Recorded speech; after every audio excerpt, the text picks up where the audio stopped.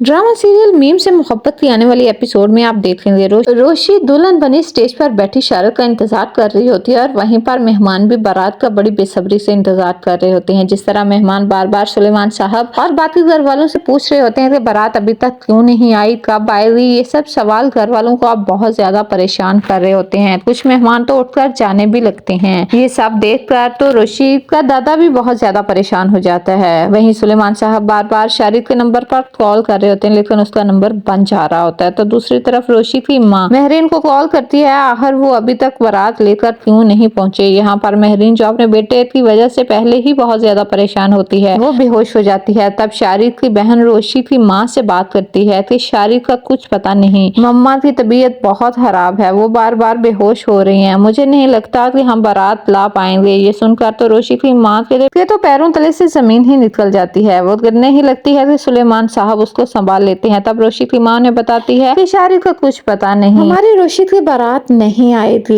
ये सुनकर तो सुलेमान साहब भी बहुत ज्यादा परेशान हो जाते हैं। सुलेमान साहब जब अपने बाबा के पास आते हैं तो वो उनसे पूछते हैं कि आखिर रोशी की बारात कहाँ पहुंची है, अभी तक आई क्यों नहीं, मेरा दिल बैठा जा रहा है। ये सुनकर सुलेमान साहब अपने बाबा को बताते हैं कि शाहरुख के घर वालों से बात हुई है, शाहरुख का नंबर बन जा रहा है और शाहरुख अभी घर नहीं पहुंचा। ये सुनने की देर थी रोशी के दादा की तबीयत खराब हो जाती है। रोशी के दादा को रह रहकर इस बात का ख्याल आ रहा होता है कि अगर रोशी की आज बारात ना आई तो फिर रोशी के साथ शादी कौन करेगा और उनकी बहुत ज्यादा बेइज्जती होगी। वो ये बेइज्जती बर्दाश्त नहीं कर पाएंगे। वो सुलेमान साहब से बार बार कह रहे होते हैं कि अगर वो उन्हें जिंदा देखना चाहता है तो रोशी की शादी आज ही होगी। तलहा जब ये सारी सिचुएशन देख रहा होता है और आबद साहब भी वहाँ खड़े होते हैं, तब तलहा उन्हें कहता है कि वो बिल्कुल भी परेशान ना हो, अगर उन्हें इतराज ना हो तो वो रोशी से शादी करने के लिए तैयार है। और आबद साहब भी उसकी हाँ में हाँ मिलाते हैं और साथ ही साथ सुलेमान साहब को इस बात की भी तसल्ली देते हैं कि वो ये सब तरस खाकर नहीं कर रहे, बल्कि